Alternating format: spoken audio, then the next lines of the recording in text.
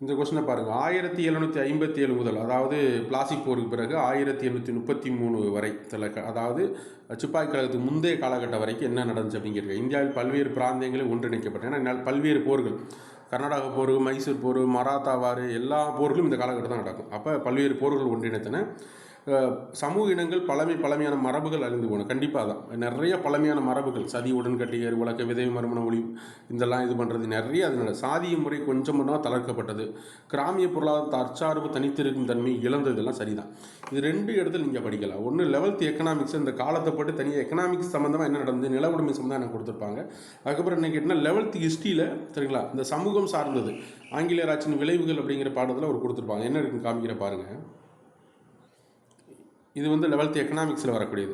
1757 முதல் 813 வரைன்னு சொல்லி வணிகத்தில் என்ன நடந்துச்சு கொடுத்துருப்பாங்க. அதுக்கடுத்து என்ன கேட்டி அப்படின்னா நம்மளுக்கு கிராம சமூக வாழ்க்கை முறைன்னு சொல்லி என்ன செய்வாங்க, ஹிஸ்ட்ரிலையும் கொடுத்துருப்பாங்க.